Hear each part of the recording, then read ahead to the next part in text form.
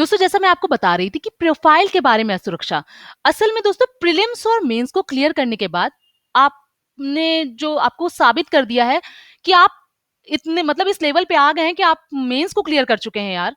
तो प्रोफाइल के बारे में कि आपने बीए किया है कि बीएससी किया है, ये आपको सोचने की जरूरत नहीं है। इससे सोचने का क्या फायदा है यार, आपने मेंस क्लियर किया है, वो आपका अतीत था, तो उसके लिए परेशान होना फिजूल ही और चिंता करना ही है।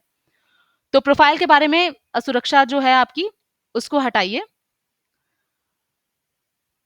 दोस्तों कुछ लोग कहते हैं कि अभी मैं इस उसमें नया खिलाड़ी हूँ। दोस्तों पहले आप अपने सिलेबस को ध्यान से देखिए, फिर पिछले साल आए सवालों को देखिए, उन पर दोस्तों आप रिसर्च करिए कि ये भी एक अभ्यास है। धीरे-धीरे आप यूपीएससी या यूपीपीसीएस या जेपीएससी या जो भी एग्जाम दे रहे हैं, आप उन सवालों के पैटर्न को अच्छी तरह समझने लगेंगे और आपको पता लग जाएगा कि यूपीएससी या जितनी भी परीक्षाएं ये सिविल सर्विसेज से रिलेटेड हैं, इसमें कैसे क्वेश्चन पूछे जाते हैं। दोस्तों सब और मैंने आपको जैसे बताया कि लेखन का बहुत ही इसमें इंपॉर्टेंट रोल है। आपको पढ़ने के साथ-साथ लिखने का भी अभ्यास करते रहना चाहिए। क्योंकि लेखन के क्षेत्र में जब आप अपना हाथ नहीं खुलेगा, आप मेंस में अच्छा परफॉर्म नहीं कर पाओगे। और किसी भी टॉपिक को संक्षेप में लिखने का रोज अभ्यास करें। यदि आपकी लेखन शैली को कोई जांच करने वाला या व्याकरण चेक करने वाला हो, तो सोने पर सुहागा हो जाएगा। दोस्तों परिवार और दोस्तों से समर्थन नहीं मिलना, ये भी बहुत मतलब बड़ी समस्या है, जिसके लिए आप संघर्ष के अलावा कुछ नहीं कर सकते हैं। सभी जो उम्मीदवार हैं, उनकी आर्थिक परिस्थिति एक समान नहीं होती है। सभी को एक समान माहौल भी नहीं मिलता है, जैसा मैंने आपको भी बताया था कि कभी-कभी किसी के पास किताब खरीदने के पैसे नहीं होते हैं, कभी किसी के पास कोई दिक्कत होती है। दोस्तों आप ये सोचिए कि उन लोगों का क्या हाल होता होगा जो एग्ज़ाम देते होंगे, जिनके पास आँखें नहीं हैं, जिनके पास पैर नहीं है, तब भी वो एग्ज़ाम देते हैं।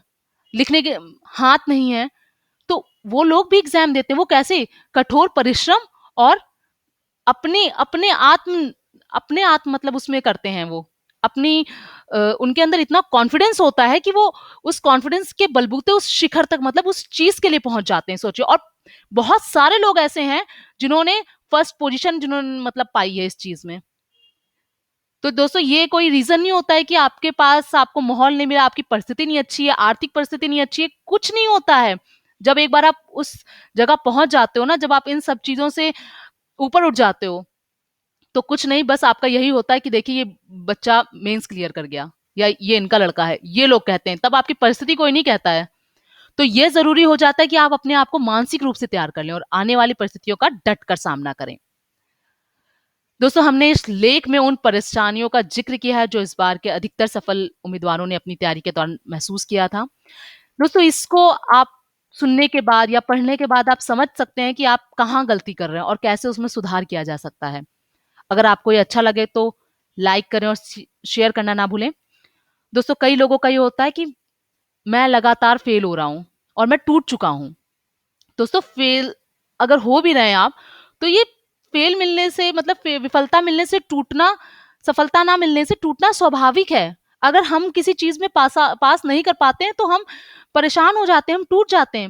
विफलता परेशानी ही करती है और अंदर से विचलित भी करते हैं। पर अब तो आपके पास अटेम्प्ट्स भी कई सारे हैं। जरूरी नहीं है कि कोई पहली या दूसरी बार में ही सफलता प्राप्त कर ले, क्योंकि हमारे जीवन में भाग का भी रोल होता है। किस्मत बहुत बड़ी चीज होती है दोस्तों।